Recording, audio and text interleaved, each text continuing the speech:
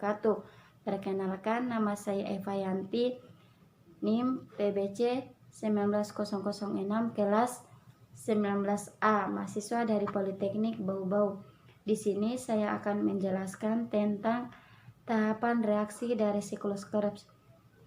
Siklus Krebs terjadi di mitokondria dengan bahan utama berupa asetil CoA dengan menghasilkan dekarboksilasi oksidatif. Di antaranya, yang pertama, kondensasi. Kondensasi merupakan reaksi penggabungan antara molekul asetil CoA dengan oksaloasetat sehingga membentuk asam sitrat. Enzim yang bekerja pada reaksi ini yaitu enzim asam sitrat sintetase. Yang kedua, isomerase sitrat. Tahapan ini dibantu enzim akomotase yang menghasilkan isositrat. 3. Produksi CO2. Dengan bantuan NADH, isositrat dehidrogenase akan mengubah isositrat menjadi alfa ketoglutarat. Setiap molekul CO2 dibebaskan dari satu reaksi. Keempat, dekarboksilasi oksidatif kedua. Tahapan ini mengubah alfa ketoglutarat menjadi suknisil CoA. Reaksi ini dikatalisis oleh alfa ketoglutarat dehidrogenase. Yang kelima, fosforilasi tingkat substrat. Respirasi seluler juga menghasilkan ATP pada tahapan ini. Pembentukan ATP inilah dinamakan dengan fosforilasi karena satu gugus fosfat ditambahkan ke ADP sehingga menjadi ATP. Yang keenam, dehidrogenase. Suknisat yang dihasilkan dari proses sebelumnya akan dihidrogenase menjadi fumarat dengan bantuan enzim suknisat dehidrogenase. Yang ke-7, hidrase dan regenerasi oksaloasetat. Kedua tahapan ini merupakan tahapan akhir dari siklus Krebs. Hidrase merupakan pembentukan atom hidrogen dengan membentuk ikatan ganda karbon C sama dengan C yang ada pada fumarat sehingga membentuk malat. Dan oksaloasetat yang dihasilkan berfungsi untuk menangkap asetil CoA sehingga siklus Krebs terjadi secara berlangsung. Sekian, terima kasih, semoga ilmunya bermanfaat. Wassalamualaikum warahmatullahi wabarakatuh. Perkenalkan, nama saya Trisnawati. Saya perwakilan dari kelompok 4. Di sini saya akan memaparkan materi tentang reaksi siklus Krebs.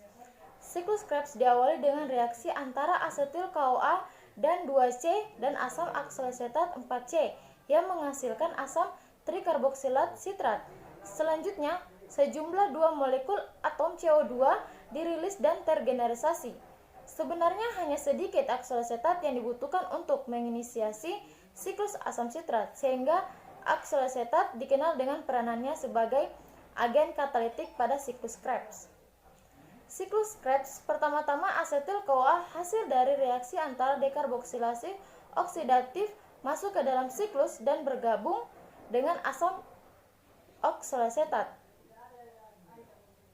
membentuk asam sitrat. Setelah mengantar asetil masuk ke dalam siklus Krebs, CoA memisahkan diri dari setiap asetil dan keluar dari siklus. Kemudian asam sitrat mengalami pengurangan dan penambahan satu molekul air sehingga terbentuk asam isositrat. Lalu asam isositrat mengalami oksidasi dengan melepaskan ion H+ yang kemudian mereduksi NAD+ menjadi NADH dan melepaskan satu molekul CO2 dan membentuk asam A-ketoglutarat. Setelah itu, asam A-ketoglutarat kembali melepaskan satu molekul CO2 dan teroksidasi dengan melepaskan satu ion H+ yang kembali mereduksi NAD+ menjadi NADH. Selain itu, asam A-ketoglutarat mendapatkan tambahan satu KOA dan membentuk suksinil. KOA molekul KOA kembali meninggalkan siklus sehingga terbentuk asam suksinat. Pelepasan KOA dan perubahan suksinil KOA menjadi asam suksinat menghasilkan cukup energi untuk menggabungkan satu molekul ADP dan satu gugus fosfat anorganik menjadi satu molekul ATP. Kemudian, asam suksinat mengalami oksidasi dan melepaskan dua ion H+ yang kemudian diterima oleh FAD dan membentuk FADH2 dan terbentuklah asam fumarat. Satu molekul air kemudian ditambahkan ke asam fumarat dan menyebabkan perubahan susunan atau ikatan substrat pada asam fumarat. Karena itu, asam fumarat berubah menjadi asam malat. Terakhir, asam malat mengalami oksidasi dan kembali melepaskan satu ion H+ yang kemudian diterima oleh NAD+ dan membentuk NADH, dan asam oksalosetat kembali terbentuk. Asam oksalosetat ini kemudian akan kembali menjadi siklus Krebs. Dari siklus Krebs ini, dari setiap molekul glukosa akan dihasilkan 2 ATP, 6 NADH, 2 FADH2 dan terbentuk akan menjalani rangkaian terakhir respirasi aerob yaitu rantai transport elektron.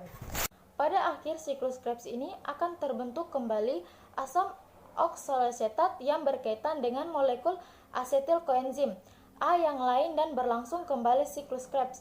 Karena selama reaksi oksidasi pada molekul glukosa hanya dihasilkan 2 molekul asetil koenzim A, maka siklus Krebs harus berlangsung sebanyak 2 kali. Jadi, hasil bersih dari oksidasi satu molekul glukosa akan dihasilkan 2 ATP dan 4 CO2 serta 8 pasang atom H yang akan masuk ke rantai transfer elektron. Assalamualaikum warahmatullahi wabarakatuh. Saya ucapkan terima kasih kepada dosen pembimbing mata kuliah Biokimia Bapak Muhammad Tasjidin Teheni, SSI MSI, atas kesempatan yang diberikan kepada kelompok saya untuk menjelaskan materi yang berjudul tentang siklus Krebs. Perkenalkan, nama saya Lisa Hastiwi, NIM PBC 190019. Di sini saya akan menjelaskan pengertian dari siklus Krebs. Siklus Krebs adalah salah satu reaksi yang terjadi dari rangkaian reaksi metabolisme sel di dalam mitokondria yang membawa katabolisme residu asetil, membebaskan ekuivalen hidrogen dan oksigen, yang menyebabkan pelepasan dan penangkapan ATP sebagai pemenuh kebutuhan energi jaringan. Siklus ini dinamakan siklus Krebs karena yang menemukannya adalah Mr. Krebs atau Sir Hans Adolf Krebs pada tahun 1937. Dia adalah seorang ahli biokimia yang terkenal yang menemukan metabolisme karbohidrat. Nama lain dari siklus Krebs adalah siklus asam sitrat karena senyawa pertama yang terbentuk adalah asam sitrat atau juga siklus asam trikarboksilat minus COOH karena hampir di awal-awal siklus Krebs senyawanya tersusun dari asam trikarboksilat. Asam trikarboksilat ini merupakan gugus asam atau minus COOH. Assalamualaikum warahmatullahi wabarakatuh. Perkenalkan, nama saya Ismail Yakin dengan NIM PBC 190015. Saya salah satu mahasiswi dari kampus Politeknik Bau-Bau, program studi D3 Farmasi. Di sini saya akan menjelaskan tentang pembentukan energi pada siklus Krebs. Ada 8 enzim dalam siklus asam sitrat yang mengkatalisis serangkaian reaksi yang secara keseluruhan adalah oksidasi gugus asetil menjadi 2 mol CO2 diikuti dengan pembentukan 3 NADH FADH dan GTP. Reaksi tersebut adalah reaksi yang pertama yaitu kondensasi asetil CO2 dan oksalosetat membentuk sitrat sesuai dengan nama siklusnya. Kemudian yang kedua yaitu penganturan kembali sitrat menjadi bentuk isomernya supaya lebih mudah untuk dioksidasi nantinya. Reaksi ini melibatkan dehidrasi dan diikuti dengan hidrasi. Kemudian reaksi yang ketiga yaitu oksidasi isositrat membentuk asam keto intermedier oksalosinat disertai dengan reduksi NADH+ menjadi NADH. Kemudian untuk reaksi yang keempat yaitu reaksi ini melibatkan reduksi kedua NAD+ menjadi NADH dan membebaskan molekul CO2 kedua. Kemudian reaksi yang kelima yaitu suksinil COA selanjutnya diubah menjadi suksinat oleh suksinil COA sintehase. Kemudian untuk reaksi yang keenam yaitu reaksi selanjutnya dalam siklus ini yaitu oksidasi suksinat menjadi oksalosetat kembali untuk persiapan putaran berikutnya dalam siklus. Kemudian reaksi yang ketujuh yaitu fumarase selanjutnya mengkatalisis hidrasi ikatan rangkap fumarat menjadi malat. Kemudian reaksi yang ketujuh yaitu fumarase selanjutnya mengkatalisis hidrasi ikatan rangkap fumarat menjadi malat. Kemudian reaksi yang terakhir yaitu tahapan terakhir adalah membentuk kembali oksalosetat melalui oksidasi malat oleh enzim malat dihidrogenerase. Mungkin itu saja penjelasan dari saya, lebih dan kurangnya mohon dimaafkan. Wabillahi taufiq wal hidayah. Wassalamualaikum warahmatullahi wabarakatuh. Assalamualaikum warahmatullahi wabarakatuh. Saya akan menjelaskan tentang ciri siklus Krebs terkait jumlah atom karbon memiliki 2 kekhasan. 1. Masuknya 2 karbon ke dalam siklus Krebs sebagai asetil KOA dan keluarnya 2 atom sebagai CO2 memberikan makanya tidak ada hasil bersih atom karbon. 2. Atom karbon yang keluar sebagai CO2 tidak sama dengan yang masuk sebagai asetil KOA. Itulah penjelasan dari saya. Sekian dan terima kasih. Wassalamualaikum warahmatullahi wabarakatuh. Assalamualaikum warahmatullahi wabarakatuh. Perkenalkan, nama saya Wajumi, NIM PBC 190027. Base fungsi siklus Krebs. Fungsi siklus asam sitrat adalah sebagai lintasan akhir bersama untuk oksidasi karbohidrat, lipid, dan protein. Hal ini terjadi karena glukosa, asam lemak, dan asam amino yang ada di dalam metabolisme menjadi asetil CoA menjadi intermediate yang ada dalam siklus tersebut. Fungsi utama siklus Krebs: 1. Menghasilkan karbon dioksida terbanyak pada jaringan manusia. 2. Menghasilkan sejumlah koenzim tereduksi yang menggerakkan rantai pernafasan untuk produksi ATP. 3. Mengkonversi energi serta zat intermediate yang berlebihan untuk digunakan pada sintesis asam lemak. 4. Menyediakan sebagian bahan yang diperlukan untuk sintesis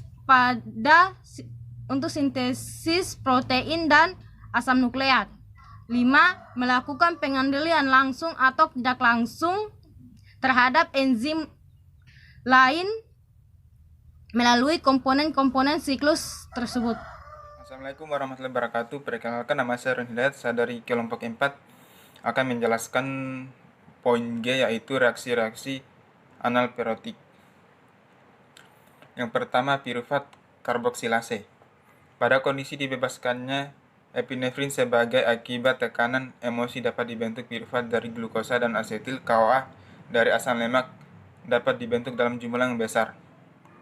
Pada kondisi demikian, pirufat yang berlebih akan diubah menjadi enzim alosterik dengan asetil CoA sebagai efektor positif.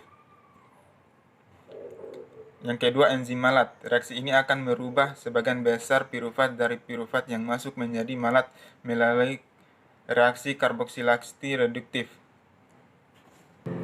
Di antara kedua jalur anaplerotik ini lebih diutamakan jalur pirufat karboksilase.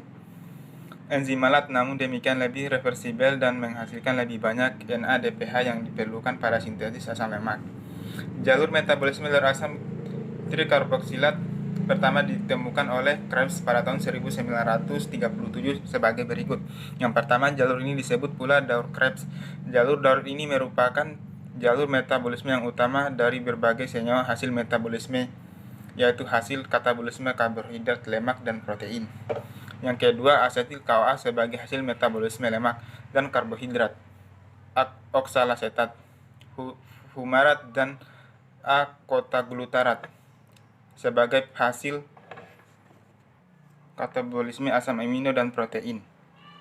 Yang ketiga, kegiatan daur asam trikarboksilat terdapat dalam sel hewan, tumbuhan, dan jasad renik yang aerob dan merupakan metabolisme penghasil energi yang utama.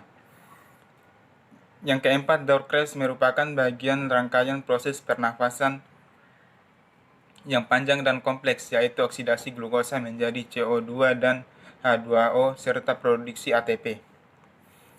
Proses pernafasan terdiri dari 4 tahap utama. Yang pertama, glikolisis, yang kedua konversi pirufat ke asetil CoA, yang ketiga daur Krebs, dan proses pengangkutan elektron melalui rantai pernafasan. Demikian hasil presentasi saya. Lebih dan kurangnya mohon dimaafkan. Akhirnya ucapan wabillahi taufiq wal hidayah. Wassalamualaikum warahmatullahi wabarakatuh.